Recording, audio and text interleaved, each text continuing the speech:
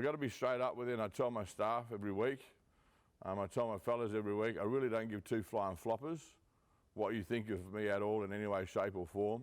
I don't want any friends. Don't care if you like me, don't care if you talk behind my back, I don't care if you hate my guts. It doesn't faze me, not even the slightest. I'm not going to be what you want me to be, I'm going to be what you need me to be, and if you don't like it, well, you shouldn't come here. Is that fair, call? Yeah. Can't hear? Yes. For those of you who don't know, I'd like my wife over there. This is my wife, Amanda. Amanda's my princess. She's the jewel in my heart. She's beautiful, she's gorgeous, she's special, and she matters to me. And I'm going to make sure that every seminar that I ever do and every place that I speak publicly, that I acknowledge my wife.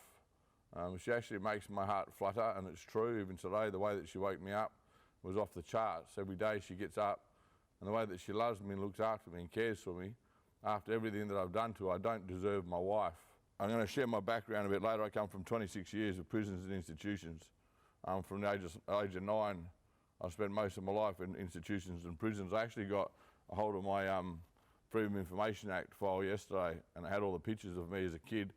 I got put in a prison, not a children's home, a prison for running away from a children's home. I never committed no crimes, but I got put in a prison, and that started the beginning for me of being institutionalised. So you can take the prisoner out of prison, but then you've got to get the prisoner out of the prisoner. And now I say I spent 26 years of my life in prisons and institutions. Even when I wasn't in prison, I was still in prison. I'm not physically saying I spent 26 years of my life in prison, but even when I wasn't in prison, I was still in prison. When I got out of jail, everybody that I felt comfortable around was doing what I didn't want to do. I tried to hang around the geeks, like some of you mob look like geeks. I tried to hang around the geeks, the normal people, but I felt like I was a weed, that I didn't belong. Now, a geek to me is a normal person, a productive member of society, free from the influence of drugs and substances. They go on family holidays, they get the kid that runs up the corridor and they jump into bed with mum and dad for a cuddle, and they play sports and they do all that normal stuff that actually makes me feel really uncomfortable. Now, geek, a lot of people would think geek was Steve Urkel, but we understand what geek means? Okay. We also think like ducks, nuts, bees, knees, cooter. Ducks, nuts means pretty cool. Cooter means, yes, she's the bomb. I mean, bees, knees, yeah, it's right up there. And if you get the word motherless, I mean, it's truth, nothing that good could have a mother. You understand? Yes. Filthy. What I do currently, I actually run Australia's largest and strictest rehabilitation centre. I didn't mean to start a rehab, it actually started by accident. I specialise in two things. One would be showing a person or persons how they can change their life.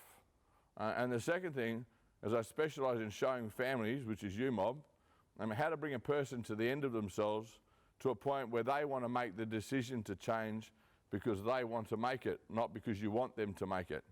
A lot of you have a loved one caught up in addiction and they're sticking picks in their arms, smoking pipes, popping pills, and they're doing all the stuff that you don't want them to do, but they're having fun. A lot of them are actually adults, and it's none of your blooming business what they do with their life. It's their life. Who here drinks alcohol? Put your hand up, please. Why do you drink alcohol? Why do you like alcohol? I enjoy it. Well, I enjoy meth. Who the hell do you think you are to tell me not to have a shot? I like pinging off my dials, scratching off the walls, and hanging up the roof cavity of a house for 4 days thinking the little people are down there. Little people. Once I grabbed a chainsaw, a big 38-inch chainsaw, and I got up 3 o'clock in the morning. I swear they're over the trees. I grabbed this chainsaw up and I cranked her up. And I remember 3 o'clock in the morning, my missus thinking I'm nuts. But I swear up that tree, and I cranked this big 38-inch chain. I said, if you don't come down, I'm chopping it down. And another day I spent 4 days in the shed. I cut a hole in the shed and I stuck this pole through the shed, had a little camera on it. And I'm looking at this little half-inch screen monitor for like 4 days. Now and again I'd have this digital camera and I'd sneak out the back like this to the back fence, and I'd dive over the fence and take photos of the little people. I know they're there. You're doing hand signals, you're part of them. No hand signals. Stop scratching the chin, bro. You're speaking to them. Where are they? They're somewhere here. The little people. I actually used to be president of the Loopers Club. The Loopers Club, I used to do 2.5 kilo meth a day. That's about 68 ounces a day, heaps of guns, 9mm, 44s, Glock, C4. But I used to be president of the Loopers Club. I used to do 16 days no sleep. My wife, she'd come out and find me sometimes falling asleep underneath the car. She'd go, no way in the world she'd waking me up. So she'd just come out with a blanket, and here I am laying underneath the car, and she'd chuck the blanket over the top. And like 48 hours later, I'd wake up and think, Steve, how long have I been here for? So I think I'm more than qualified to actually help people change their life, only because today I'm a geek. Do I look like a geek? Oh, that's not very nice. I've been working hard these last 18 years to be a geek. I'm a normal person. I'm a productive member of society. I'm free from the influence of drugs and substances. I'm a geek.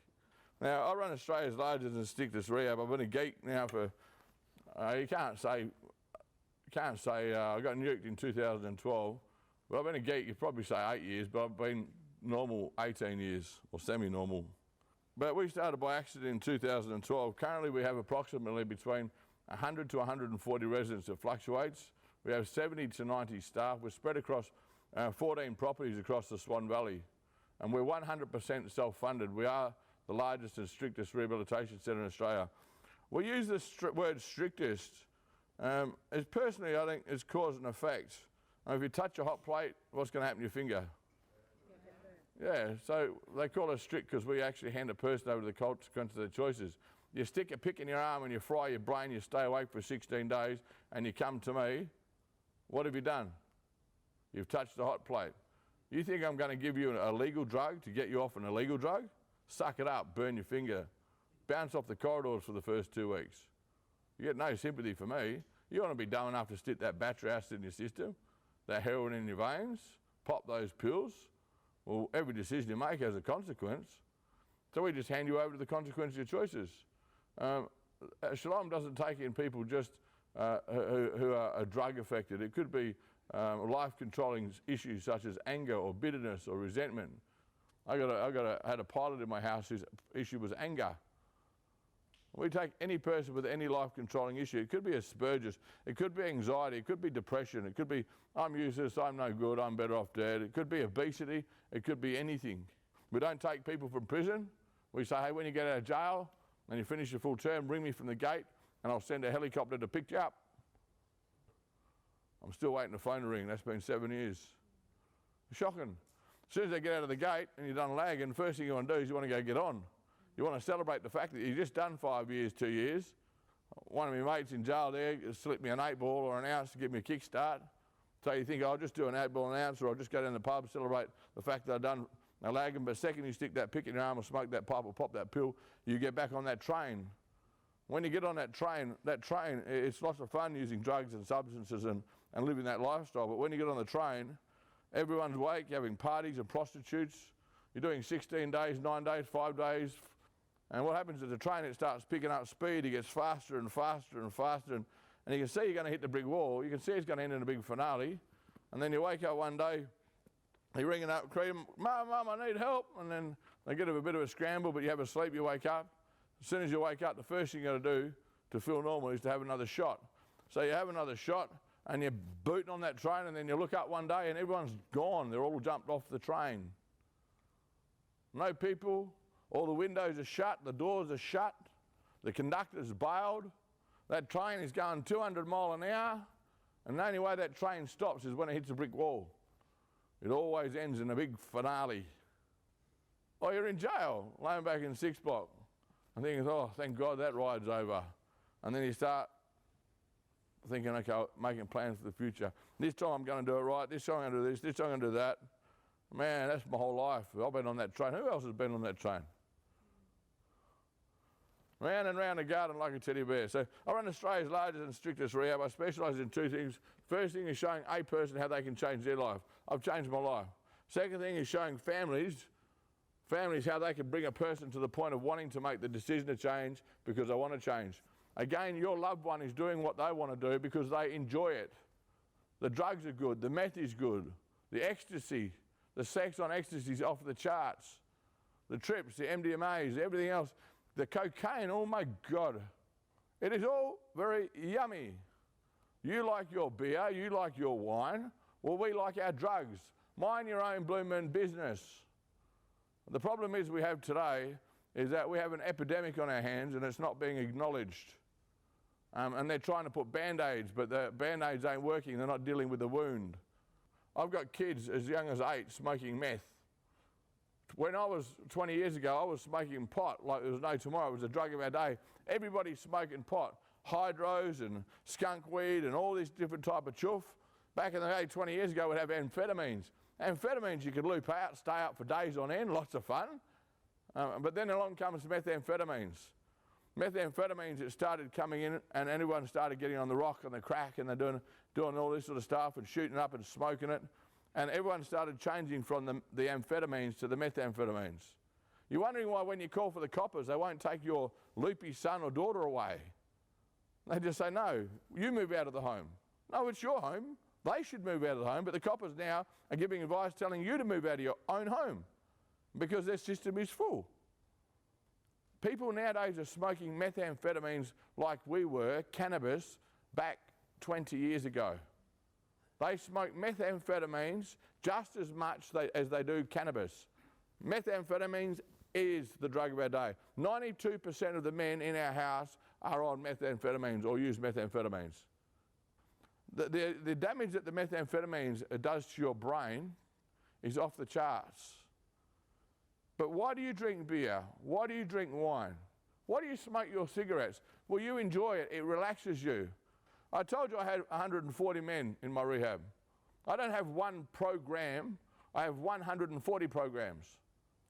The reason I have 140 programs is I have 140 people who have been programmed differently. They speak differently, think differently, act differently, respond differently. They come from different backgrounds. They're also being programmed as they live life. They all face circumstances that they do and they don't create. And when they face those circumstances, they implement patterns of behaviour, ways to communicate, ways to express how they feel. And if it works for them, it becomes part of who they are. We're all being programmed. Right now, you're being programmed. You have a choice of what you listen to and what you don't listen to. You understand? Yes. We're all being programmed. So I don't have one program over 140 programs. But through our program, every one of our residents, they all leave 100% debt-free, regardless if they've got 500 grand of debt, $1 million of debt. They all leave with all their family structures restored for those who will work with us. We need everybody on the same page. Everybody leaves working with an employer full-time on the same page as the rehab. And they're all driving their own car, which they've bought. And they have an extraordinary driver's license, even if they have 4 life suspensions, being told they're never going to drive again. And we're a holistic rehabilitation centre. We have everybody on board from A to Z. We don't have one program. We have 140 programs because we have 140 people who come from 140 different backgrounds. You can class addiction basically in 5 categories. You have an A, a B, a C, a D, and E. How you would help an A is different than how you'd help a B. You can't help a C and a D. An E, well, there's 3 types of E's. I mean, like I said, I spent 26 years of my life in and out of prisons and institutions. Even when I wasn't in prison, I was still in prison. You can take the prisoner out of prison, but then you've got to get the prison out of the prisoner. I tried to hang around the geeks, the normal people. I felt like I was a weed, that I didn't belong. And the only time I could hang around them if it was off my face, or I had my 6-pack of UDL, and as soon as that wore out, I'm out of there. So we'll go through the A. 5 stages of addiction. A, B, C, D, and E. And just remember I said that there is 3 types of E's. A is a recreational user, first starting out, a fork in the road. We have lots of mums and dads who split up at the age of 20, 22, 23. And I have a lot of my men in my house that mum and dad aren't actually mum and dad. Their mum and dad split up when they were 3 or 4, and they actually grew up with mum and stepdad. Now, back in the day when we were smoking the cones, wind back to when we had amphetamines. Wind back to when methamphetamines hit the scenes. Wind back 20 years ago, back to 2000, 1998, when it all started happening. Take yourself back there. You're hitting the age of 15 and 16, and you smoke a few cones, and then after you smoke a few cones, you meet this girl. You get the fluffies, you go 17, 18, and then you jiggy-jig. And when you jiggy-jig, out pops Junior. Wah! She stops using drugs.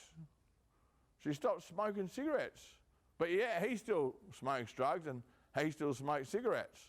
They're pregnant, they stop using drugs, they get their head together, and yet us men, we still be clowns. We still smoke our cones, we still mix with the boys, we still go down a footy cup, we still knock back the six-pack, and when we get a bit drunk, we have a shot to straighten up. It's a big job bringing up children, man. Big job. If you want to sit there and jiggy-jig and have a baby, you have a responsibility to bring that kid up, to disciple that child. You have a responsibility from the day that child pops out of its mother's womb to equip that child, to empower that child, to strengthen that child, to teach that child how to live life until that child gets to the age of 15 or 16 and take away the right for you to speak in its life away from you. Your focus should be on that child, but it's not, and it's not okay. It's not okay. We are distracted by multimedia, we're distracted by our mates and our footballs, we're distracted by drugs and our alcohol, we're distracted by our hereditary stuff. And this kid's now, he's at the age of 15, 16, and he's been tossed backwards and forwards between mum and dad for the last 15 years. These two adults still haven't got over their crap, and they don't realise that they're putting their crap in their kid. And one day he just has an argument with his stepdad, and he hears his voice in his head, oh, stepdad doesn't love him anymore. He thinks with his brain, yeah, that's right, and he feels that thought go from his head to his heart, yeah, he doesn't love him anymore. You can feel it land. If a person believes a lie is the truth, that lie becomes their truth. This thing here, out of the heart flow the issues of life. Out of the heart flow the consequences of life. Out of the heart, the mouth speaks. So a man or woman or child thinks in their heart, so is he or she. Your hard drive is here, just like a computer has a hard drive. We have hard drives, and it's in here. And before we make our decisions, we always think with our brain, we check with what's in here, and then we act upon it. I said to you before that the second we're born, we are being programmed, and how we're programmed is by the way mum is mum and dad is dad, by the way that they model fatherhood in the home, by the way that they are as parents. But we are being programmed by the schools we go to, the way the teacher teaches and the way the friends that we hang around in the school, we're being programmed. One day, you will reap what you sow. When they hit the age of 14 or 15, they will take away the right for you to speak into their life away from you. One day they say, Dad, can I go to my friend's house tonight? And you'll say, no, you can't. And they stick their chest out like a little penguin. All your words from that day forward were like water on a windscreen. No matter what you said, they just hit the screen and they fell to the floor. So we got this 15-year-old kid who's had an argument with his stepdad, and he says, stop ya! And he goes to school one day, and for the last few years has been seeing these cool kids from a distance, and they keep hearing his voice, oh, they're pretty cool, they're pretty cool. And they're all excited because they're hitting the age of puberty, they're 15, 16, angry at dad, go to school, trying to find out where they fit. Normally a 15 or 16-year-old will try to find out where they fit in life, around 15, 16. They want identity. Where do I belong? I don't belong at home. But he goes to school one day and all of a sudden he sees these cool kids. And these cool kids say, hey, bro, do you want a cone? One voice says, don't do it, mate, you're mad. And the other voice says, oh, it's okay. You won't hurt anybody. You take yourself back to when you were a child, the first time you smoked a cigarette, the first time you had a beer, first time you smoked a cone or had a shot. One voice says, don't do it, mate, you're mad. And the other voice says, oh, it's okay. You won't hurt anybody. There's the cool kids that's asking you. And he goes, yeah, that's right. So he smokes the cone. He puffs on a cigarette. All of a sudden he feels a chemical of the substance hit over the top of him, and the anchor's gone. It's covered over the top. And the cool kids, now I belong. And they all come around him, pat him on the back, and you wake up in the morning and you feel guilty. What I did wasn't okay. Does anybody know? One voice says, tell your mum. Another voice says, shh, shh. Nobody knows. So you keep it to yourself. You got away with it. Squeaky clean. That's an A. You're in the fork in the road. When that person offered you to do that cone or offered you to do that choice, you had a choice. Say no, life. Say yes, death. You are where you are because of the decisions you made. All of us Even today, all of us, as we live life, we will face circumstances that we do and we don't create, and every circumstance you face determines the choice you make, which will cause you in the direction of your life. You are where you are because of the decisions that you have made. No one can change you except you. No one can change you except for you. Every decision we make has a consequence. Good choices, bad choices. So that's an A. He's made a bad choice. B. A B is a weekly user every weekend. Doesn't see the problem. You didn't hurt anybody. So your brain thinks, looks back to the seed of the week before. Did you hurt anybody? No. I didn't hurt anybody. Yeah, that's okay. So he goes out to the party. He looked back on the week before when he first smoked the pipe or popped the pill or drank the drink or smoked the cigarette. Yeah, I didn't hurt anybody. If a person believes a lie is the truth, that lie becomes their truth. A week later, they get offered the same choice again. They reflect back to the week before. Think, yeah, that's right, I didn't hurt anybody. You can feel this thing that goes from your head into your heart. You can actually tangibly feel it land.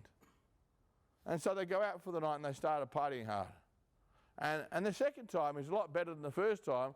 Lots more friends, lots more exciting, lots more parties. They wake up the next day and they feel a little bit of guilt. But the guilt doesn't last the whole week, it just lasts a day or two. And they just shrug it off, it's gone by Sunday. Back to school on Monday. Monday they're all talking about how good that was. That's the B. They go to school all week, Monday, Tuesday, Wednesday, Thursday, Friday. And all of a sudden the same thing happens again. It starts becoming a routine. You've got to remember they're 15, 16. And it starts happening every week on a Friday, Saturday, Sunday. That's a B. Their thinking is starting to change. Their speech is starting to change. How they treat you is starting to change. How they are in the home is starting to change. Every time they come in the house, this dirty black cloud comes with them. The other kids in the house start feeling unsafe. You try to tell them, hey, what's wrong? And they attack and defend and blame you for why they are, and they make all these excuses, and they're not even approachable. As soon as you try to talk to them about it, they're just like whack, whack, whack, whack. Think, whoa. That's a B. You can help an A, you can help a B, but you can't help a C and a D. When they get in a C and a D, that's bad. So you become a B and you're using drugs every weekend, and it starts becoming a pattern. It's a Friday night thing, it's a Saturday thing, it's a Sunday thing, and then you got a detox and you already go through the Monday to Friday thing, and then it starts introducing other drugs, and pot becomes a thing to get you through the day, and you start smoking at school, and bit by bit you're going down. Mum and dad's getting these thoughts in the head, and they question their son. Sometimes the son or the daughter will say, hey, it's only pot. Just don't believe a word that they say. You don't believe a word that they say. If they ever tell you it's only pot, that's a lie. Back in the day, they understand that you will say, oh, it's only pot, it's okay, because they know that you're scared of meth, but you never believe a word that they say if they say it's only pot. The best way to do it is to P-test them. You buy a drug testing kit, get a good quality one, and get a P in a cup, put the paddle in the cup, make sure you watch them, and it gives you an exact reading of what they are. That's what you do with an A and a B. With a C, you kick them out. You can see with an A and a B, they're slightly, there's a bit of communication there. You can slightly actually hold them back a bit. But when they've taken the right for you to speak in the life away from you totally, you can actually see it, because they won't listen to a word you say. They start treating you like a piece of salt, and they're just going rebellious. And you hear this voice, kick him out. And you hear this other voice, oh, but I can't, it's my son. That's that same voice that whispered to your 15-year-old. Go on, have a cone. It's okay, you won't hurt anybody. The other one says, don't, you're mad, mate. You ruin your life. It's the same voice that whispers to you. He's got in through your son. Now he's going to attack you. Methamphetamines is the worst drug ever to hit our planet. It's not wiping out one generation of people, it's wiping out 4. 4. It's wiping out 4 generations of people. And they're doing it wrong. So you got this kid and you hear this voice, kick him out, he's my son. Mum says to do it this way, Dad says to do it this way, brothers and sisters say, how come you keep letting him get away with so much? Unforgiveness and bitterness and resentment and resenting the hearts of all the other kids in the house. Why? Because of you. Because of you actually failing to do your job and to protect your parents. Can a 9-year-old look after itself? Yes or no? Can a 7-year-old? Can a 6-year-old? Can a 5-year-old? No. Whose job is to look after their kids? You. You need a bloody good slap upside the ears as far as I'm concerned. You hear this voice, kick him out of the house? Kick him out of the house. You're the one that determines the atmosphere in your home. You have an obligation to the rest of the kids in the house to make sure that that house is full of love, peace, joy, patience, kindness, truth, honesty, integrity. You want a good atmosphere in your home, and if they're not going to contribute to that atmosphere, they're 16, they're adults, boot them out on their butt. Wouldn't even hesitate. Or keep them in the house and let them infect the rest of your children, and then watch your rest of your children follow in their older brother's footsteps. Mum says to do it this way, Dad says to do it this way. Your whole family's getting torn apart. Unforgiveness, bitterness, resentment. It's destroying your family. Not only is it destroying your family, Grandma says this, and Grandpa says this, and Uncle Ben says this, and Auntie Ella says this, and everybody's chucking their 20 cents in. I'm not going to be what you want me to be. I'm going to be what you need me to be. Again, if you don't like it, walk out the blooming door. C. A C. They don't listen to reason. They won't listen to reason. They've made up their mind and they're unteachable. Your words are like water on a blooming windscreen. Everything you say, oh yeah, okay. You take yourself back to when you were a kid. I didn't have it. But you take yourself back to when you were a kid, when you grew up, and your parents used to tell you stuff, oh yeah, whatever. Grandparents used to say, oh yeah, whatever. Their words were like a water on a windscreen, and then all of a sudden you jiggy jig, boom, boom, wah, and you grow this kid up, and you find yourself telling them kids, well, them elderly people used to tell you. Well, I'm an expert at addiction, especially methamphetamines. I know what I'm doing. Now, you can either take on my words, or you can put your blooming windscreen up. I focus on those who listen, not those who won't. Those who won't, get the hell out of my circle. Get out of my life. If you're going to come in my rehab, you listen. It's my way or the highway. I got a clean conscience. If you're not going to listen 100%, give me 100%, get the hell out of my house. I'm going to focus and spend my life on people who will listen, who will change, not on those who won't change. And see, they don't listen to reason. You can't help a C and a D. You just can't. You hear this voice kick him out of the house, but yet you refuse. Mum says to do it this way, Dad says to do it this way. I had one chick the other day, many times she'd packed a bag, she walked out, and she was going to leave her husband because her husband was the enabler. No matter what you tell a C, they just put their walls up. A D, well, they're on a pathway to destruction, using daily, selling assets, and their life is falling apart. A D, they go from using from the A, Friday, Saturday, and then a B, Friday, Saturday, Sunday, and party on the weekends. A C, they're actually using nearly every day and having cones and that because they've got to recuperate off the gear. And then a D is all of a sudden it's got the meth and it's got to have a shot every day and it's still trying to function and hold down its job. And by this time he's trying 17, 18, 19. He's still trying to hold down his job, and yet he's selling his car and he's getting deeper into debt, and all of a sudden your rings have gone missing, someone's stolen your chainsaw. You can see what's happening to a D. You start getting people knocking on your door, the friends that they're hanging around with. All of a sudden he's got this fish stuck in the back of his head. It's called a mullet.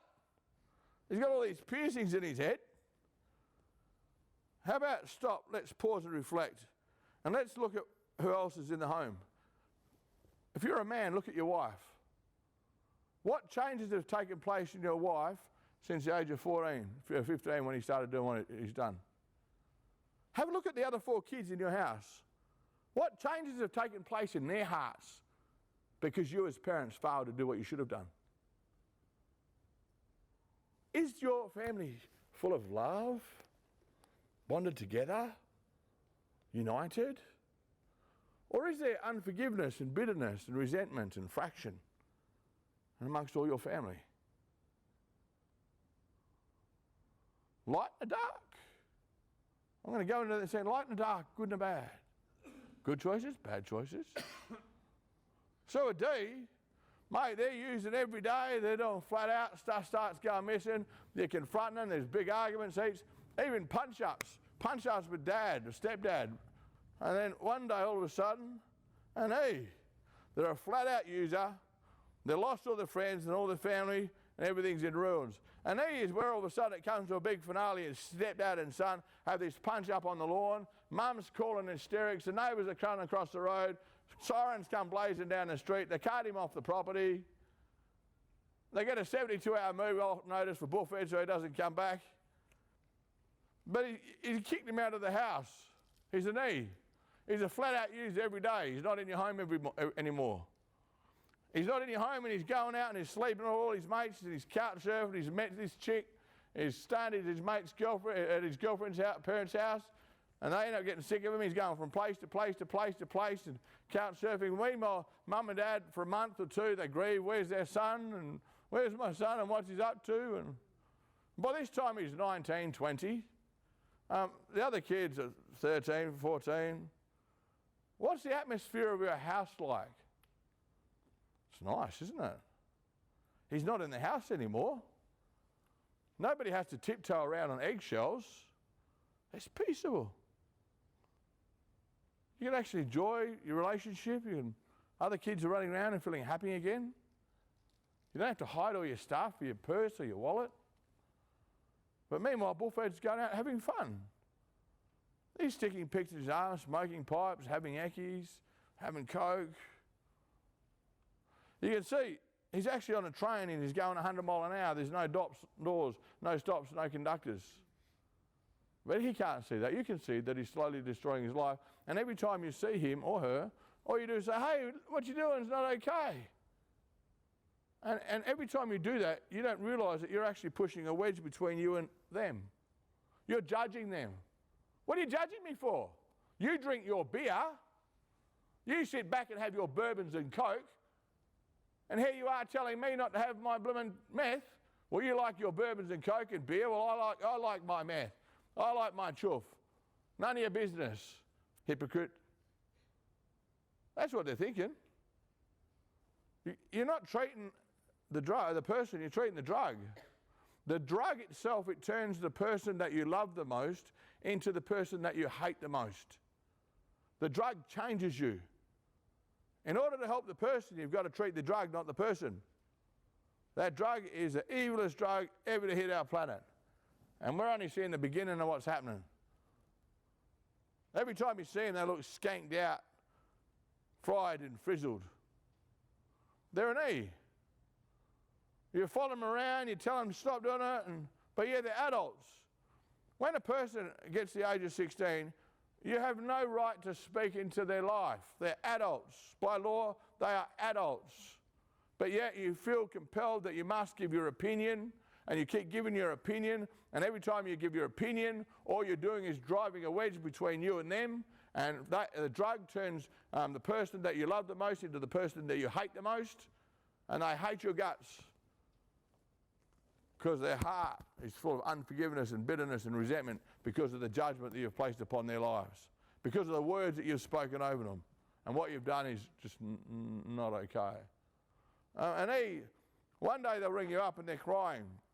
You've done some research, you looked at some rehabs, you looked at some counselling services, and you just want them to go to rehab, and every time you say, you should go to rehab, you should go to rehab, stop judging me.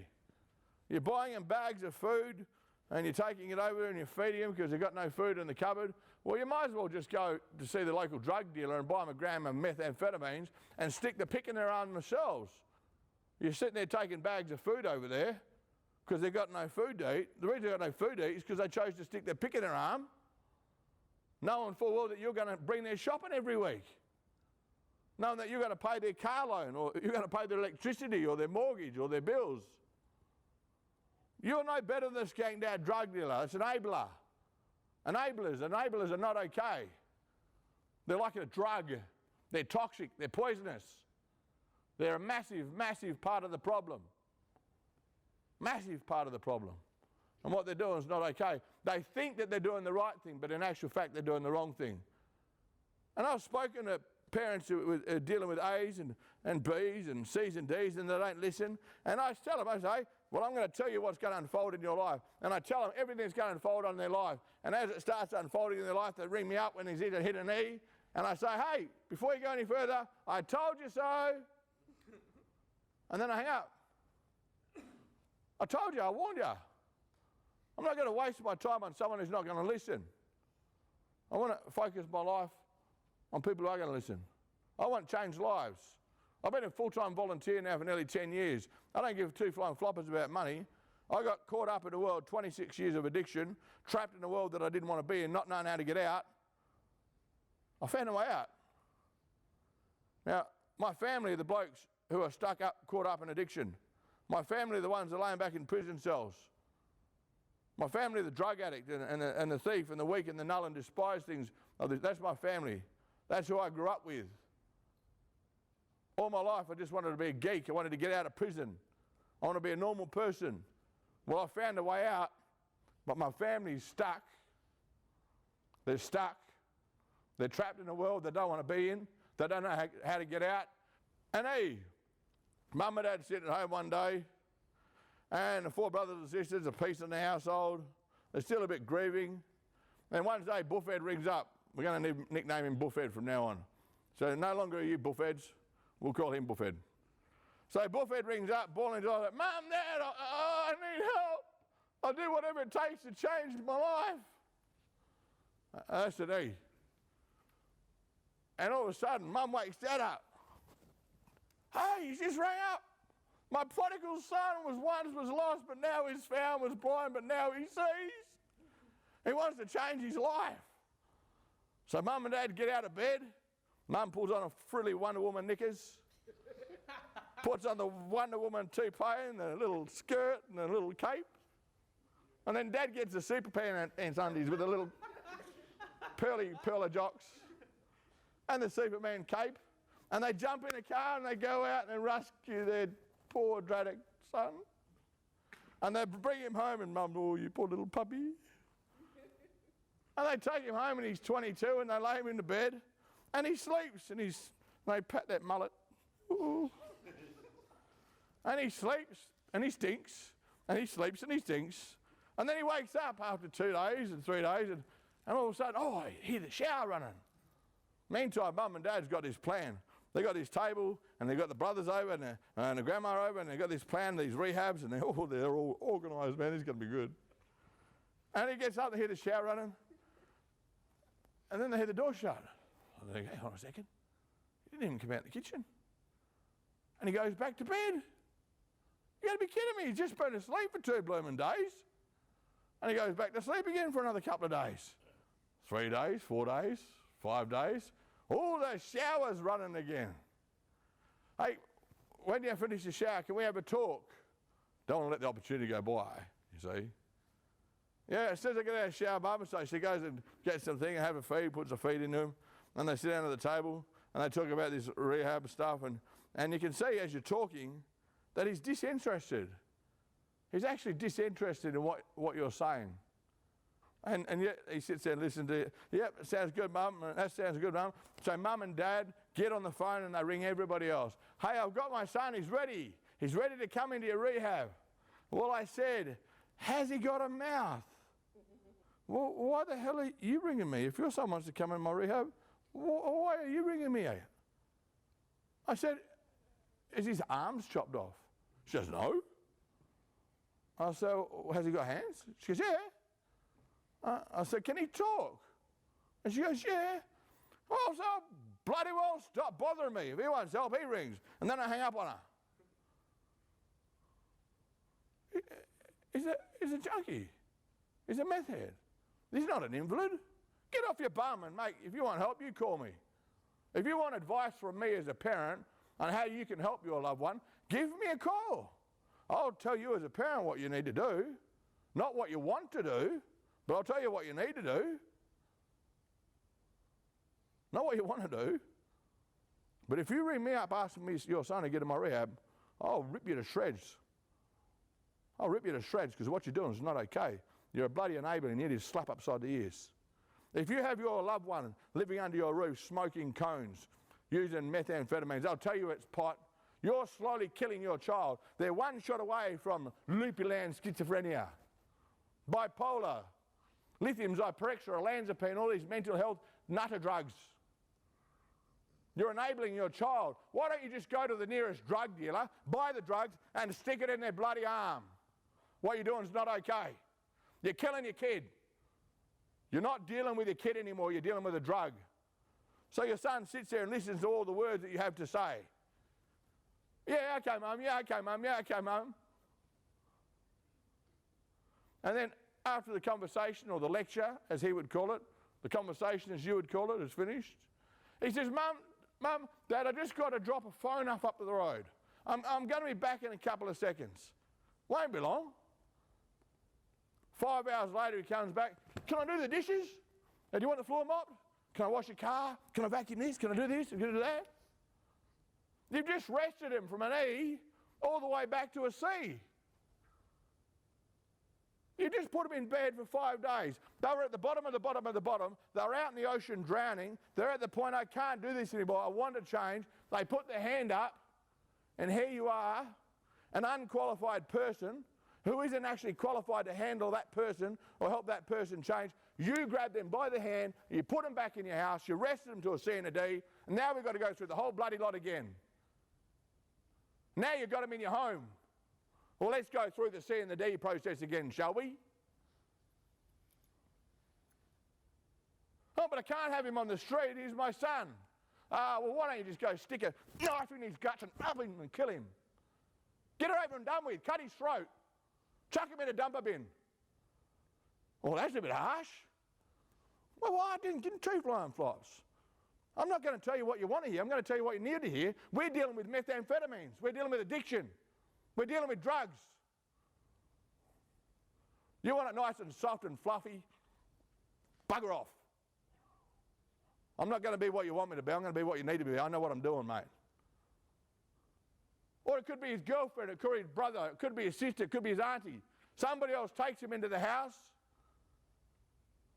When you're at the bottom of the bottom of the bottom of the bottom and you are that E, that is a beautiful place to be. An E is a person that has a thought in their brain, I can't do this anymore. I want to change. When you get that thought, I can't do this anymore, I want to change. If you can get that thought from your head into your heart, and they ring me, not because you tell them to ring me, but because they want to ring me, I can water that seed and make it grow. But unless you help me get that seed in their heart, they're not coming in my house, mate. Most people at the E stage, we have 5 choices. This one here is a decision to change your life. That's the best decision we want. The second type E is the one that all of a sudden you get them back in your house and in the house and they wake up after the 5 days sleep and what you do is you sit down and have the conversation about the counsellors and you sit down and have a conversation about the rehab and you say after 5 or 6 days and he sort of sways your thinking around and then you think, okay, you end up doing it instead of doing it your way, you do it his way. And Mum, I'm just smoking pot, I'm just going to smoke pot, you can piss test me if you like. And what they do is they swap one drug from another drug.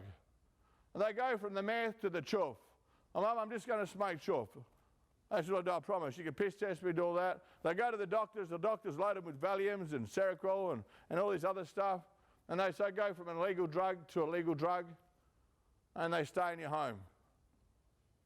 Why don't you deal with the anger and the bitterness and the resentment of your dad? Of the rejection that you're feeling? Why don't you deal with the core issue? Why stick a blanket over it by putting medicines all over the top of the head? Because that's what you're doing. And they're an addicts. Most addicts look for the chemical when they pop them pills, for the chemical to give them the kick. And when they get the kick, feels good. But when they don't give the kick, they actually start self-medicating and they increase and increase and increase and increase. The third E, mate, they're the ones we build prisons for. They're ones we actually build prisons for. They're the people who are up there and sitting in their pearly white towers, driving their $200,000 cars and living in their $2 million, $3 million mansions. They don't use drugs. They just bring it in by the kilo and get little stool pigeons to actually sell it off. and they live off the proceeds. They launder the cash and they make a fortune. They're the smart ones. They don't use the drugs, they just sell it. But they'll rock up at your door if you owe them 10 grand and you don't pay up in a day. Mate, where's that money you owe me? I've been chasing you 3 weeks. Why have you been hiding from me? Oh, mate, I got no money. I just such and such, and they make up all this. And they say, okay, and then 4 of them will surround this bloke and they sit him on a chair. And they put another chair here and they say, mate, put your leg out. And so he puts his leg out and so they lift it and hold on the chair. And there's a bloke sitting there, he's crying, what are you doing? What are you going to do? And then all of a sudden this big baseball bat goes snap. Snaps the leg in half. And they flog the living crap out of him and says, right, that's going up $2,000 a day until you pay. That's the third type of you. We build prisons for them. What we're doing at the moment, and this is specific for the Australian government, is that we're actually sticking all E's. We're sticking all E's in one category. We're putting all E's in prison. Once they've cold turkey detox and they wear the consequences of their choices, their brain, when you first start, it just starts going, and then all of a sudden the diodes of the brain, they start, and then all of a sudden they realise the reality. They realise the reality, oh my God, what have I done? What have I done to my wife? What have I done to my children? I've lost everything, what have I done? The reality of what they've done hits them. But by then they're doing 5 years in jail. But you put that person in prison, and when you put a person in prison, they must project an image that people see to fit in with the environment they're in. In jail, I had to become somebody that I wasn't to fit in with where I was. Kindness in jail is seen as a weakness. I remember in 1999, I hit the brick wall, I ended in a big finale, I was laying back in my prison cell.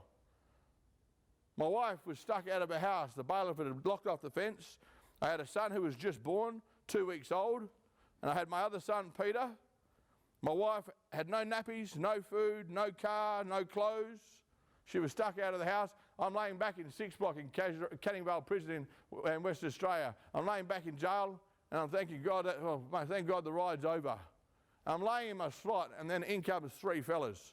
One big tall muscly dude, then 2 other ones. First thing I did was I got off my slot, and I went 100 miles an hour, and I just started laying the living crap out of them. Give it them.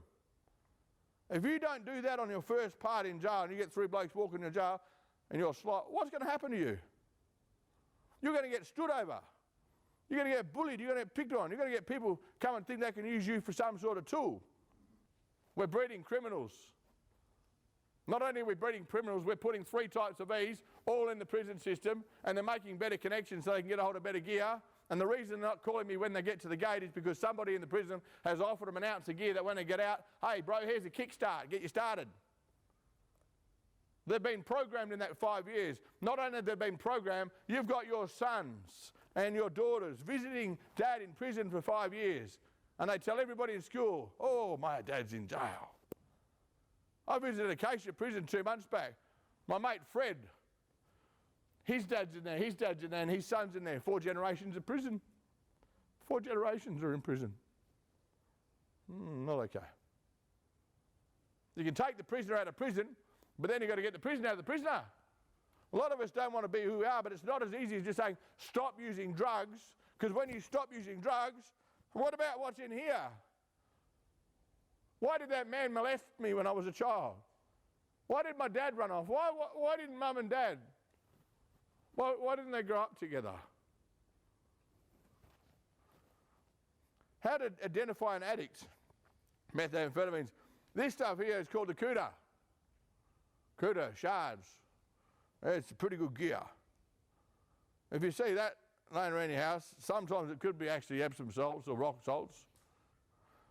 That's what methamphetamines comes in different forms. It could come in shards, could come in rocks, could come in nice pink rocks, could come up crushed up in little pieces. And if it comes up crushed up in little pieces, a little powder in a bag, you probably know it's gone through here, where it was 99% pure, down to over here where it's like probably 10% pure and it's been cut with everything you can think of.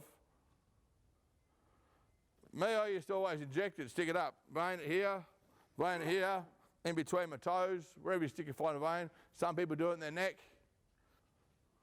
If you see Ziploc bags laying around in a house like this, they're not for 50-cent pieces. They're not. And the contents, that's not for cooking. Who would like to know how to speed up the process? I can speed up a person's addiction process from 20 years to a year or two. Piece. Easy as. I specialise in addiction. One is showing the person how to change their life. And the other one is showing families how they can bring a person to the point of wanting to make the decision to change because they want to make it. You want them an E. You can actually bring them to a point of wanting to make a decision to change because they want to make it, not because you want them to. So what you do is you come together as a group. You come together as a group. This is a decision to change your life. This is your mum and your dad. This is your grandma and your grandpa. This is your brother and your sister. This is uncles and aunties. Get the whole family to come together as one. If they all come together as one, you sit down at the kitchen table when you know Buffett's doing stuff that he shouldn't. You've kicked him out of the home. You have the A and the B. You can actually do a memorandum of understanding. C and the D, you hear this voice, kick him out of the home. You kick him out of the home. Obviously, you've kicked him out of the home. By kicking him out of the home, the C and the D, you've pushed him forward to the... If you kick him out at the home when they're the B, you've actually spared yourself the C and the D. You get it? Yep. Which means you've saved who? All the kids living in your house, all your family members. At the C and the D, when they start to hit into the C, kick him out of the home. Say, son, this is the atmosphere of home. We don't want that in our house. If you choose, you warn them the first time, warn them the second time, third time, kick him out of the house. The adults now, they've taken away the right for you to speak in their life. Kick him out at the C, right at the beginning. Come together as a group, get all the family together, and nominate one person who has a clean heart. One who hasn't been affected by that person's actions. One who hasn't been stolen from or lied to or abused or beaten or... And you nominate that person as a team leader. One that can actually act as a neutral party in the best interests of everybody. Come together as a group, and what you do is you do a bit of research, and you find the rehabilitation centres. Every rehabilitation centre across West Australia, Australia and the world, all rehabilitation centres are doing their job. They're doing their best that they know how. Shalom House isn't a one-stop shop for everybody. Everybody is trying their best. But you do some research and you get a list of rehabilitation centres, and we often provide about 20 or 30 with a whole heap of counselling phone numbers, and we give them to families. And so the families actually get equipped. So when they get that phone call, Mum, Dad, I can't do it anymore, they have the tools to give the child what they need to make the decision that they need to make. But the parents can't make it for them. That team leader is the one that calls the shots, because what will happen if this is a decision to change life and he rings Mum and Dad, Mum Day said, no, I'm sorry, you're not coming in here. So then he'll ring Grandma. And Grandma's got to say, no, I'm sorry, you're not coming in here. Then he'll ring brother and sister, and he'll ring everybody. And they'll all tell him the same thing, and he'll swear at them and abuse you. Say, you don't love me anymore, I'll commit suicide. Every one of them threatens to commit suicide. It comes with the territory, it comes with the drug. Worst case, they may actually die. And if everybody gets on the same page, and every person he tries to ring, and everyone says no, sooner or later he'll get in a position where he says, I can't do this anymore, I want to change. You see, with methamphetamines especially with methamphetamines, when you're on 14 days, 7 days, when you're doing large amounts, I used to do 16 days no sleep. When you do 16 days no sleep, you need that safe place to go back in where you can put your head down to sleep. A lot of you have had your loved one come home and you let them sleep for 2 or 3 days. They sleep all day and they go away for 4 days and they come back and they sleep again and they go away and they sleep again. They always come back to that safe place where they know that no one's going to go through their wallets. No one's going to stick their hand down the pants and take the gear. They'll always come back to Mum and Dad's because they know they get fed. They know that there's always a roof there. You've got to shut every door around them. And it's a bit like getting a sheep going through a pen. You've got to get them to an E. And when they ring up, one of my blokes in my house had my number for a year. It took him a year. And then he rang my number, not because he had to, but because he wanted to. Most of my blokes are in my house because their parents actually followed my instructions. The second you're born, you begin to be programmed, and how you're programmed is by the way that your mum is your mum and your dad is your dad. You're being programmed. Now let's just say this circle here. If this circle is a person's life, what's your name, ma'am? Felicity, beautiful name. So this circle is Felicity's life. And this is Felicity, and this is me. Who's more qualified to see what's happening in Felicity's life, Felicity or me? I'm more qualified to see what's happening in your life than you are. Reason being is I can actually see behind you, I can see in front of you, I can see who's sitting next to you and to the left of you, and if I sat down and had a talk with you, I can actually see what's inside you. Now let's picture this person here. The second we're born, we are being programmed. We're being programmed by our parents the way they are. We're being programmed by the schools we go to, the way the teachers teach us, and the circle of friends we hang around. We're being programmed. We're also being programmed that as we live life, we face circumstances that we do and we don't create. And as we face those circumstances, we implement patterns of behaviour, ways to communicate, ways to express how we feel, and if it works for us, it actually becomes part of who we are. Now, depending on your program is depending on what you would call these dudes. There's a light and there's a dark. So let's just say the light. Some people call the light the light. Some people call the light a higher power. Some people call the light, well, I think something's up there. Some people call the light God. But I reckon we just call the light light. Is that okay? Yes. I can't hear you. Yes.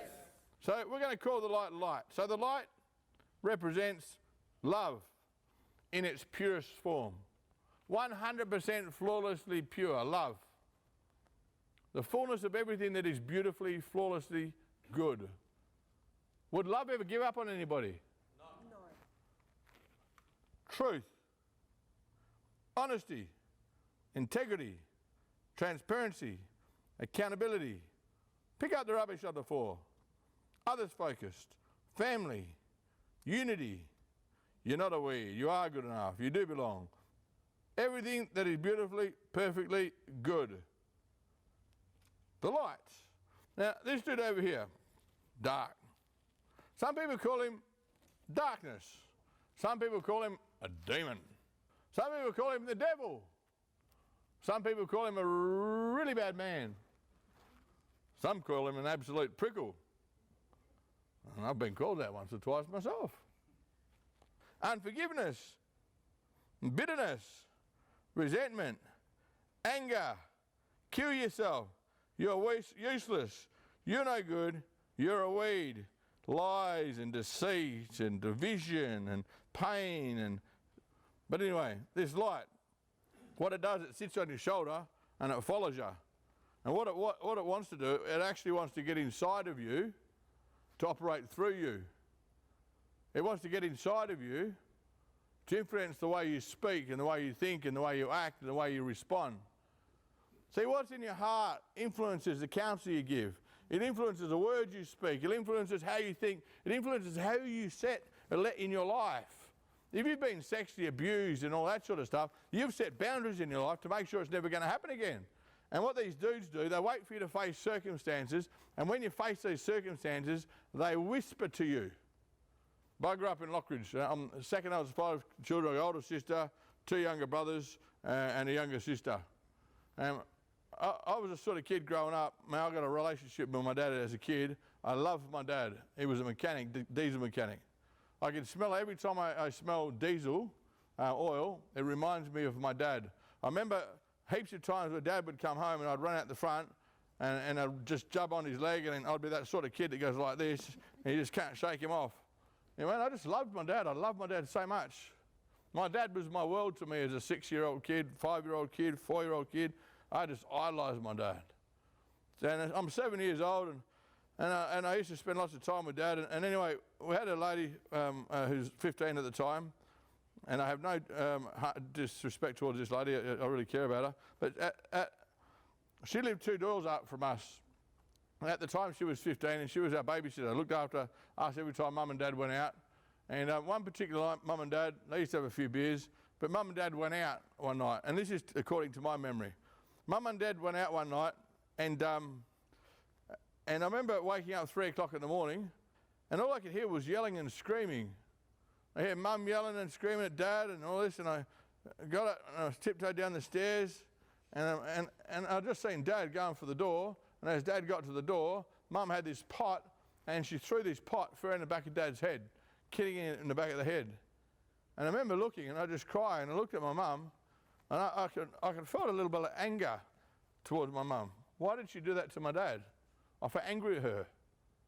You know, I love him. Why did you do that to him? I woke up the next morning. I said, Mum, where's Dad? And she goes, he doesn't live here anymore. And I said, well, where's he gone? She goes, oh, he's moved up the hotel up the road. I said, why has he left? She goes, never mind, he's left. And so I remember as a 7-year-old kid every morning on the way to school, I'd get on my push bike and I'd pull in as a 7-year-old and I'd knock on the door to the motel where Dad was staying at the Eden Hill Hotel, and I'd say, Dad, do you want anything from the shops? And he'd give me $10 and he said, yeah, son, grab us a packet of fags and a loaf of bread and keep the change. And I'd go over and grab the packet of fags and loaf of bread, and I'd go back to my dad, and he'd say, keep the change, and I'd go to school. And I'd done that every day from what I can remember, 3-4 months. And I remember the best memory, and Anzac Day just gone, and it reminds me of my dad. I remember as a little kid, 7 years old, laying in the motel room, and I was laying on the bed, and I had my head on my dad's chest, and I could smell my dad. I smelt him. I just smelled his BO, I smelt what he smelt like. I had my head on his chest, I had my arms wrapped around his chest, and I had the Anzac Day thing playing, and the bugle, and they had the minute of silence, and they had the raising of the flag. That's the best memory I've ever got of my dad. And I just remember real clearly. Next day, same thing, normal routine, Dad, what do you want from the shops? $10. And that went for like I said, about 4 months. And one day I knocked on the door, and there was no answer. I banged again and no answer. And I thought, that's strange, he's always opened the door. And I got on my push bike and I went to ride off. And as I started to ride off, I seen the gardener in the car park with a rake and shovel, and I went up to the bloke and said, I hope you've seen my dad. And he says, mate, your dad doesn't live here anymore. He's moved, he's gone up north. He's moved out. And I remember this massive rejection, and I felt abandoned. I felt something happened, and it went from here, and I heard this voice, and it whispered to my head, and something landed in here. And it was rejection. I felt rejected. He didn't tell me he was going. He just took off. Where's he gone? From the age of 7 onwards, my life actually started falling apart. Mum started drinking lots more, lots of different boyfriends. We started moving house to house every 3 months. I've moved literally every 3 months of my whole life, from the age of 7 to the age of 32. Even with my wife Amanda, when I met Amanda, I've moved every 3 months. We can pack up a house and a shed in a day, but we moved from place to place to place, running from me. Wherever I went, I was the problem. I thought if I just go to the next place, I just go to the next place. The problem is I'd run in a packet, and I'd start off with a packet, get to an 8-ball, get to an ounce, and then I'd run again, Everybody that I felt comfortable around was doing what I didn't want to do. I remember at the age of 7, I remember a white van pulling in our driveway, and it took away our stereo, took away our TV, took away our furniture. It all got repossessed. It was under hire purchase. I remember the Salvation Army van. I remember it pulling in. I remember we started getting food hampers. I remember the cupboard started to be less and less full. I remember all that stuff. Mum started moving from place to place. We ended up in Armidale, and Mum had been with his boyfriend for nearly 8 months, 9 months, and all they did was drink all the time. Every time I'd go to school, I'd go in the kitchen, open up the cupboards to get food out of the cupboards to feed myself and my brothers and sisters, and all that would be in there was bread, mouldy bread. I'd grab the loaf of bread out, pick the mould out of the bread, break the bread into pieces, put it in the bowls, put powdered milk on top, sugar on top, just have a feed. There was no food in the cupboards because Mum had drank all the money. I was the sort of kid that every school that I went to, all people did was make fun of me, bully me and pick on me, that I was the poor kid in the school. I went to 16 different schools, only made grade 6. Every recess and lunchtime I had to hide behind the library, and because I didn't have a uniform like the rest of the kids in the school. I remember during class I had to put my hand up and say, Miss, can I go to the toilet? And the only reason I wanted to go to the toilet was to pinch somebody's lunch out of the bag because I didn't have my own. One night I was at home and all I could hear was yelling and screaming. There'd always been yelling and screaming. This bloke used to hit my mum a fair bit, but this time he was really hitting my mum. I heard this yelling and screaming. I got my brothers and sisters. I hid them underneath the bunk bed in the spare room, and we're all hiding underneath the bunk bed. And I heard this yelling and screaming, and I said, "Shh!" They should come after us. And all I could hear was Mum's screams, but it wasn't just a normal scream. It was like a high-pitched scream. She was yelling out, "Please help me, help me!" Like screaming at the top of her lungs, like a screech. And I felt like I was weak, that I was useless, that I was no good. I felt shame because of the clothes that I wore, because of the way that I went to school. I always went to school barefooted, never had any food. And even that night, I remember just the fear of not being able to help my mum and the fear of uselessness, that I was useless. I heard this voice, "You're useless. You can't even protect your mum. You're supposed to be the man of the house." And I remember saying, "Yeah, that's right." And I'm laying under the bed crying with my brothers and sisters, trying to protect them. When all the screaming had stopped, I tiptoed out into the lounge room. When I tiptoed out into the lounge room, I seen my mum. And my mum was actually sitting on a chair like that, facing that way. And I come up the corridor and I looked, and I was standing at the doorway, and I just looked at my mum, and she was sitting there like this, crying. And there was chunks of her hair being ripped out where bald patches were. She had a false teeth in this hand, and she had super glue in this hand, and she was crying, trying to glue her teeth back together, while tears of blood was running from her face. She didn't know I was standing at the doorway, but she looked up at me sideways, and I didn't even recognise who she was. Her face was that swollen, her eyes were that blue. Her teeth, when you take your dentures out, they just sucked in. I'm being programmed. I'm facing circumstances that I didn't create, but I'm having to make choices that I wasn't equipped to make. Who do I talk to about what it is that I'm going through? Where's my dad? I can't talk to Mum. Mum ended up going to the rehabilitation centre, and all of us kids were split up. And my brother, my younger brothers and my younger sister went to my grandparents. My older sister went to stay with a best friend. And me, I wanted to stay with Mum. I felt like I had failed Mum, and I wanted to protect her. And so they put her in a rehab, and so they put me with foster families near the rehabilitation centre. And I didn't want to be in foster families, I just wanted my mum and my dad. So what I did is I kept running away from all these foster families and living on the streets, or in Good Samaritan bins, or on a mate's floorboards. They'd catch me and they'd take me back, and then I'd run away again, and then Mum would get out. And every time Mum got out, she went back to the same bloke. She went back to the same bloke that used to bash the living crap out of her. She got out of the rehab, and she moved into the Seaforth Caravan Village.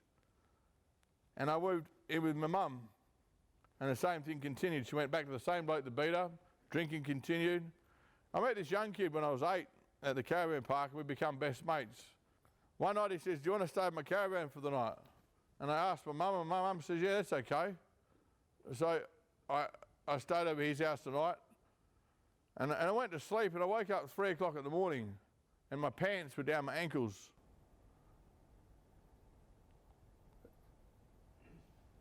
And my mate's uncle was giving me oral sex as an 8-year-old boy. I'm laying there as an 8-year-old kid while some grown adult is giving me oral sex. I laid there frozen, I couldn't move. I was scared. What he did was not okay. I'm being programmed. I got up the next morning, I got the hell out of that caravan as quick as I could, and I heard this voice, tell your mum. And I heard this other voice say, no, she doesn't care. She loves him in the bottle more than she loves you. And I remember saying, yeah, that's right. And when I did that, it's just like this massive anger towards my mum. It went from my head and into my heart, and it was an anger that I've never felt before, but it was extreme. I hated her guts. Hated her. She loves the alcohol. She loves him more than she loves me. She went into another rehab, and I got put in another children's home. I've been to all the children's homes, Parkerville, Walcott, Wansley, Warminda, Clontarf, and I could rattle them off, but I got put in another children's home. This time they put me in Parkerville Children's Home. I'd been to Parkerville a couple of times before. Every time I'd run away, so the third time they stuck me back in Parky. I ran away from Parkerville Children's Home the third time. I mean, I used to pick the locks on Good Samaritan bins and sleep in the car parks at the shopping centres. I was sleeping in the Midland Gate car park, Good Samaritan bin, shopping centre, in the Good Sammy bin. Up until that point, I never really committed any crimes. But in the morning, I'd hear this beep, beep, beep about 4 or 5 o'clock in the morning, and I knew for me it was food time.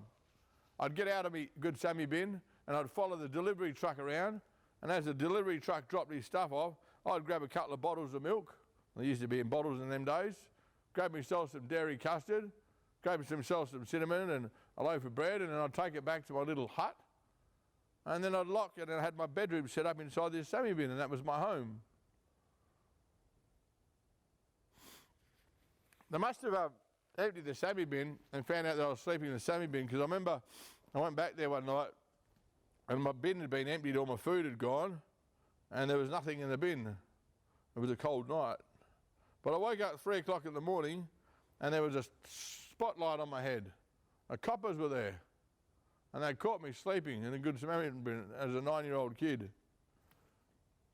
And they took me up to Parkerville Children's Home in the morning, about 9:30, 10 o'clock, because I remember I had to spend some time at the cop shop until they opened.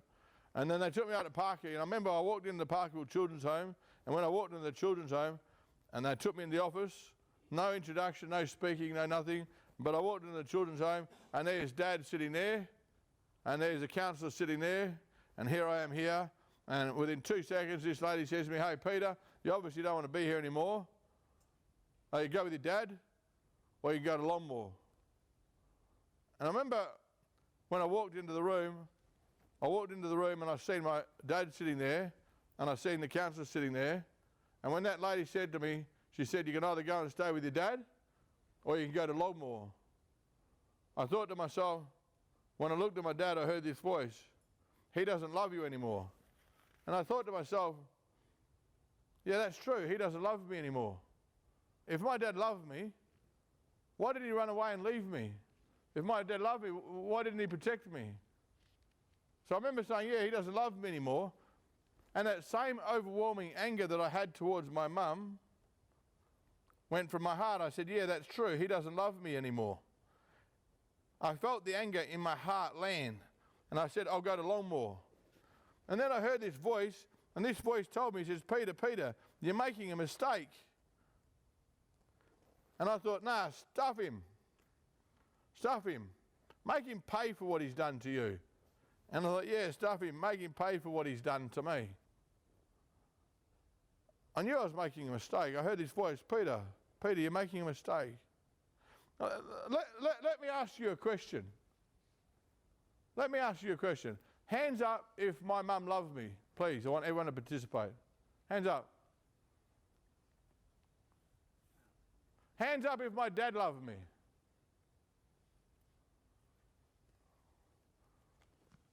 Who the hell do you think you are? If you're a dad, would a dad let his child get molested? Would a dad run off and band a woman with 4 kids? Would a mum sit there and choose to spend all the money on alcohol and men over 4 children? Would a mum make them children wards of the state as a child? Would a dad stop protecting 5 of his own children? Who the hell do you think you are? You're telling me that my mum loved me, that my dad loved me. after all that I've been through? Well, you're absolutely correct. Of course my mum loves me. And my mum, even today, my mum does love me. And my dad, he does love me. He did love me.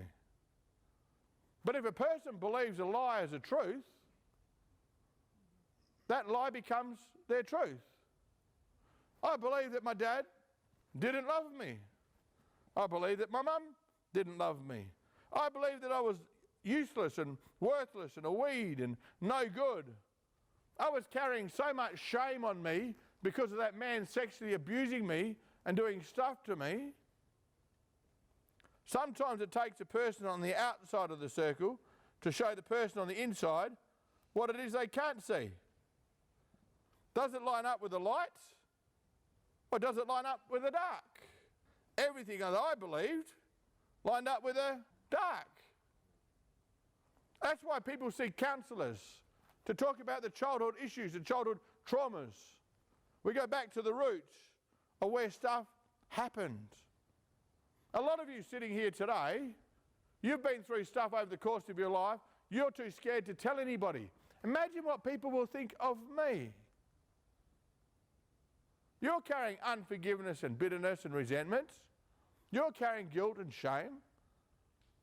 I sat with a lady in her 80s 2 days ago who was carrying unforgiveness towards a mum who'd passed away. She didn't want that in her. I helped her to get that out of her. And what's inside your heart, it influences how you speak, it influences how you think, it influences how you treat those around you, it influences the patterns and the boundaries you set in your life. Methamphetamines is the evilest drug ever to hit our planet, and I'm telling you, when you're on that gear, you open up doors like never before. I remember they take me to Longmore, and on the way to Longmore, I had my hands folded the whole time, and I had my hands folded, and I heard this voice, Peter, you're making a mistake. And I heard this other voice saying, stuff him. Stuff him, make him pay for what he's done to you. And I remember, like a little 9-year-old boy with my hands folded, stuff him, and make him pay for what he's done to me. But I kept hearing his voice, you're making a mistake. You can change your mind now. Who's had a voice like that before? But I thought, stuff him. So I had my hands folded, and in my rebellion, I thought, stuff him. So they took me to Longmore, but I had no idea Longmore was a prison. I thought it was just like one of the other children's homes I went to. I pulled up there, man, I had razor wire all the way around, big tall concrete walls. They took me in there as a 9-year-old boy. They stripped me naked. They gave me a towel and some comic books and toiletry items. And it was 2 o'clock in the morning, and I remember getting to Longmore as a 9-year-old little boy, and I'm getting marched down a row of prison cells. There was 12 cells on the left, and there was 12 cells on the right. And my heart was going 100 miles an hour, and I guarantee you, man, I've never been so scared in all my life. I got put in prison as a 9-year-old little boy. I never committed no crime. I never hurt anybody. All I wanted was my mum and my dad. I didn't understand why. Dad, why did you leave? Why did you take off? Why did you abandon me? If you didn't leave, all of this wouldn't happen. Mum, why are you choosing the alcohol and drugs over me? I just want my mum and my dad. I just want to be normal. Why aren't I normal? That's all I ever wanted, was to be normal. I wanted to be a geek. I wanted to be a normal person, a productive member of society. I'm a 9-year-old kid. I'm getting put in prison. And they marched me down. There was 12 on the left and 12 on the right. They took me 6 cells down the left. They put me in the prison cell, bolted the door shut, looked through the peak window, and I can hear the prison officer walking up the street, walking up the thing with his keys dangling. And I'm laying in bed.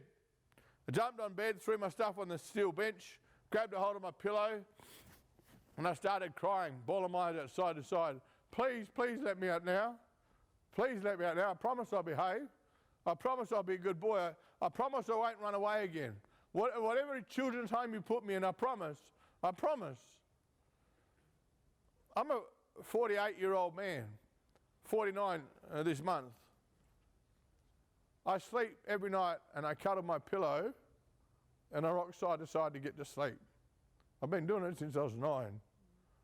When I get stressed and worked up, I'll rock 100 mile an hour left to right to get myself to sleep. Every morning when I wake up in the morning, my wife literally has to grab a hold of the pillow and pull the pillow out from between us so she can give me a cuddle.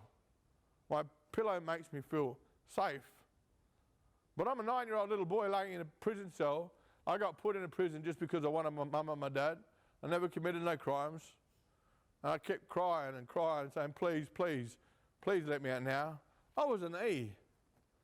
I was at the bottom of the bottom of the bottom of the bottom.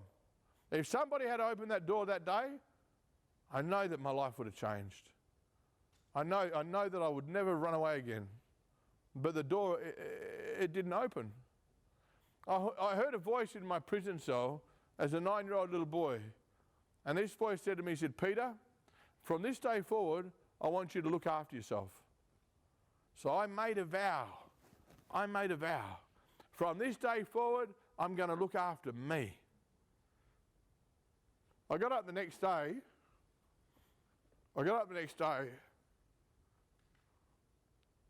There was about 160 kids in that prison. And all these kids, the youngest one's about 7. Oldest one's 18. But it was the first time in 2 years that I finally had a home. You see, these kids in that prison, they understood me. They'd been bullied and picked on. They'd been made fun of. Their dad had run off with another woman and their mum had run off with another man. Their parents were addicted to drugs and substances, or their parents were in jail. And they all had stories exactly like mine. After 2 years, I had a place where I knew I felt comfortable. And they became my family.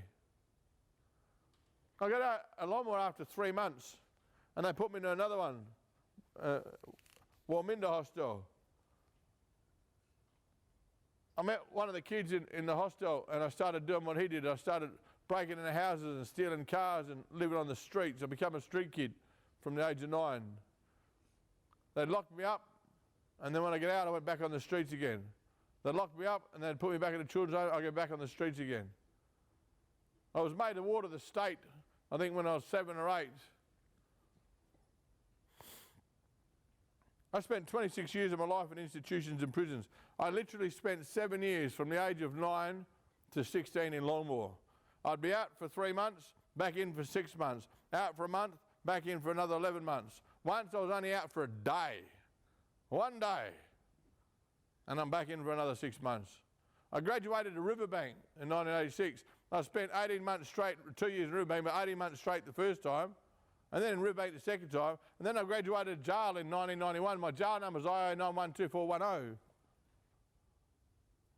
I've also spent time in all the prisons in Western Australia. I got out of jail, as I was telling you before, about in 1999. I got busted. My son, Ryan, he was 2 weeks old. He'd just been born at the time. I was really useless. I was using drugs, but I ended up getting done. When I got done, my wife got locked out of the house, and she had no nappies, no car, no money, no food, nowhere to live. I was laying back in a prison cell. I just got sentenced to 5 years in prison. If it wasn't for my brother taking her in, and my younger son Peter and Amanda, she'd be on the street. But I only done 1 year of that 5-year sentence. And when I got out, I thought to myself, man, I've been sticking picks in my arms, selling drugs, breaking houses most of my life. This time I'm not doing no crime, no fraud. I'm just going to sell drugs. So I started selling drugs for a living. Within 3 months, I was selling 2.5 kilos of meth a day. Some of the purest rock you get your hands on. It's 68 to 78 ounces of meth a day. The purest rock, big chunks, bundies. I was selling 9 mils, 44s, Glocks, C4, dynamite, 22s. Man, I went really, really big, really, really quick. But I was doing 16 days no sleep, moving heaps of gear. I used to get this bloke to carry the gear with me without my fingerprints on it in case we got busted. He'd get done and I'd be clean. I knew I was under surveillance, but at the same time I was suffering psychosis.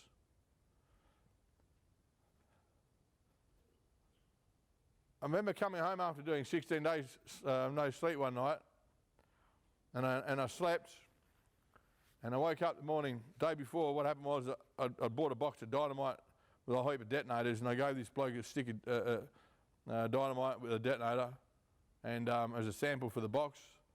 And I didn't realise it, but I think he was a police informant. But I sold the box of dynamite that night. I woke up the next morning, and when I woke up the next morning, all of a sudden, my mate pulls in the driveway, and as soon as he pulled in the driveway, the helicopter came over the top of the roof, TRG come through front and back, shotguns, bulletproof vests, down on the floor. Me and my missus used to this. We used to get raided at least once a month for 13 years. And these coppers come in from every direction. They had me down on the ground, and they had a shotgun to the back of my head. And I remember laying on the floor in the kitchen with a shotgun and a knee to the back of my head, and I looked up the corridor, and I see my wife laying on her stomach, half naked, with my son in her arms, with a shotgun at her head. I used to tell my wife, I hate who I am. I hate the way I speak. I hate the way I think. I hate the way I am. I just hate everything about me. I just want to be a geek. I want to be normal. Why can't I be like those other people? I tried to hang around you. I tried to be like you, but you're too good for me. I'm a weed. I'm useless. I'm no good. I'm used trash. So I went back to where I felt comfortable, but the problem is where I felt comfortable, everybody's doing what I don't want to do. I just wanted to be normal. Quickest way to fix the problem is to stick a pick in your eye and smoke a pop a pill. When you've been doing that for 15 years, 20 years, 25 years, 26 years, when you've been doing that lifestyle for 26 years, you geeks don't understand the quickest way to fix a problem is to stick a pick in your eye and smoke a pop a pill, because it fixes our problem. It puts a blanket over our crap. When we go see the doctors, all they do is feed us full of meds and medicate it and bomb us on not dealing with unforgiveness and all the childhood crap that we've got. They fill us full of Seroquel and lithium, Zyprexa, Olanzapine, Benzo, Seroquels. Hey, we're addicts, hello? We know what to tell you to get whatever we want, you know? I remember laying on the ground with that gun in my head, and I just said, I can't do it anymore. I was an E. I had a full-on encounter, like a full-on encounter that literally nuked me, that changed my life. And when I got nuked, and it's another story for another time, but when I got nuked, something happened to me on the inside in here. I felt it live inside of me, it just come inside. And I started listening to that voice. 20 years later, here we are. I had to work on myself for 7 years. I had to work on all my unforgiveness and all my bitterness and all my resentment. And I had to ring my mum and ask my mum for forgiveness for having unforgiveness towards her. I had to ring up my dad and ask my dad for having unforgiveness towards him. I had to forgive the man that molested me. As a child, I've played mums and dads and doctors and nurses. I've fondled another boy's genitals growing up. And when I was 8, my sexuality has awoken early, and I started becoming inquisitive and got into pornography. I've done lots of things that I'm ashamed of. I've slept with hundreds of prostitutes behind my wife's back. I've mugged people, used their heads as soccer balls, broken houses, stolen cars. I've done things that are just not okay. My children, for those of you who have children who have been exposed to a D or a C or an E, you can actually turn that around. You can do what it is that I did with my children. I have 3 beautiful children.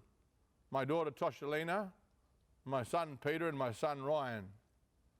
I'm really proud of the daughter my daughter is, and I'm so proud of my men, my sons. Every time I look at my sons, they make my heart flutter.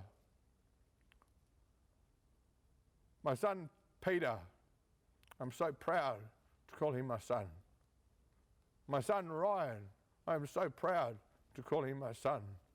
Every time I cuddle my children, I put my arms around them and I rock them side to side, and I just smell them. Children are a gift. I was so selfish, so self-focused, so messed up because of my program. My parents' program actually affected mine. Some of you, your parents' program has affected you. But like me, you can make it stop at you. That's what I did with my children. First 7 years I worked on me and my wife, my relationship with my wife. 100 times in a day I had to go back and say I'm sorry. 100 times in a day. I got so sick of going back to my wife and telling her I'm sorry that one day I went to my wife and I was bawling my eyes out and said, listen, I'm sorry. I've said sorry 100 times today, and I mean it just as much right now as the first time I've ever said it. I'm so sorry for the way that I've spoken to you. I'm so sorry for the way that I've treated you. For the way that I've slept behind your back, I'm sorry. Please forgive me. If you are a woman here and you've been abused by a man, if you've been disrespected and beaten, on behalf of men, I say to you, I am sorry for the way that you have been treated. What we do to women as men is not okay. It's not okay. And I take full responsibility on behalf of every man that has hurt any woman in this audience at all in any way, shape or form. And I stand in the gap and I say, I'm sorry to you. Please forgive me for the way that you've been treated and for the way that we have treated you as men. It's not okay. 7 years I worked on myself as a man. I'm sitting at the kitchen table one day. Head of the table here, my wife was here, my son Peter was here, my son Ryan was there. We're sitting down having a feed. I'd never in my life sat at a kitchen table and had a meal ever until I got nuked, until 2002, sorry. But I was sitting at the kitchen table. And we're having a feed and I just lift my leg and I drop my guts and I let this pearl rip. It was like 50,000 times more powerful than that because the ground shook, the table went bum, bum, bum, bum, bum. It was a really good man fart. And the next day, sitting at the kitchen table having a feed, I'm having my feed. I'm sitting here, Amanda's sitting there, Ryan is sitting over here, Pete's over here, and next thing you know, Pete lifts his leg, cuts this ripper chocker. Oh mate, I tell you, put mine to shame. And I remember looking at my son, and I got up and I ran away and I cried. I thought, oh my God, he's watching me. He's watching me. I got no idea. He's watching how I am as a dad. We've got kids watching parents in prison and they want to be who their dad is. My son looked at me and he aspired to be like his dad. I ran in my room and I prayed and I cried and I said, I'm sorry. And I sat my son down, I remember it clearly. I sat him down, I said, son, I need to ask you forgiveness. He says, what's that for, Dad? I said, I farted at the kitchen table, son, and that's not okay. Son, I really need your help, mate. I really need your help. I've never had a dad. I don't know how to be a dad. I've literally never had a dad.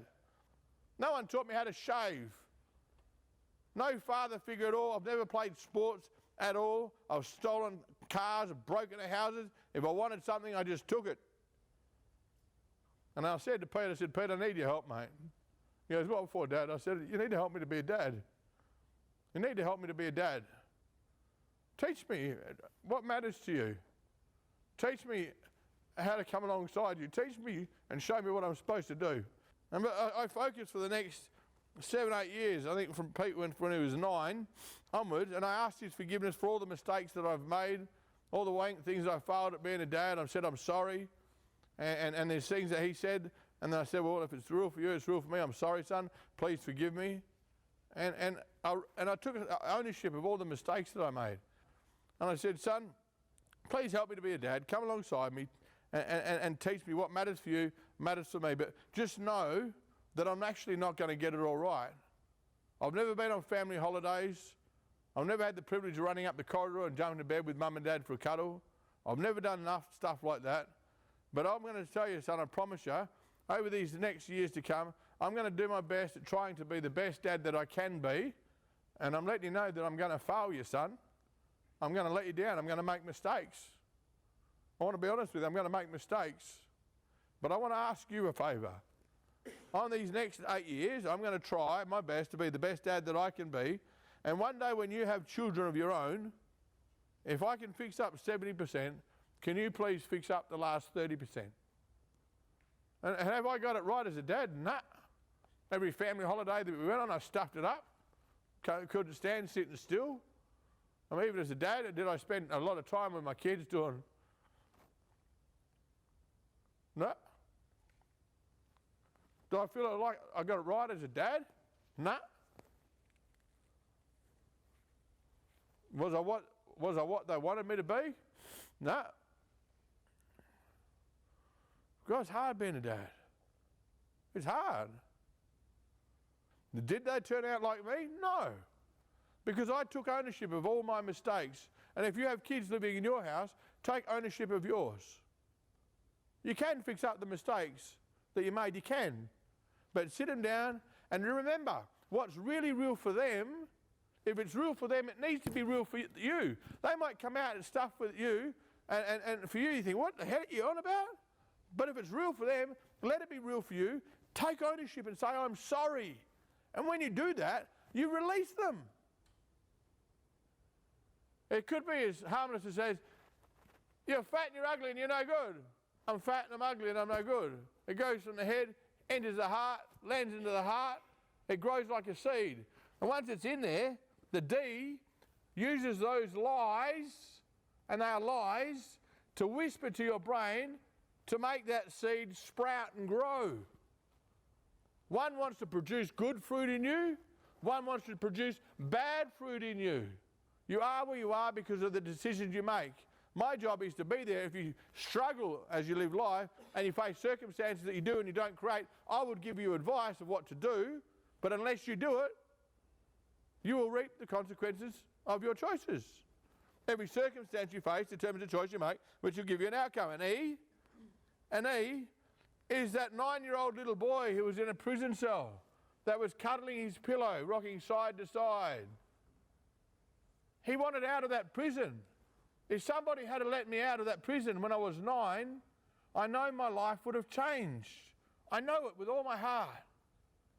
But no one opened that prison door. And I spent 26 years of my life in prisons and institutions, trapped in a world that I didn't want to be in, and I didn't know how to get out. You can take the prisoner out of prison, but then you've got to get the prison out of the prisoner. I spent 26 years, even when I wasn't in prison, I was in prison. You can't be what your children or your loved one wants you to be. You've got to be what they need you to be. Thank you very much.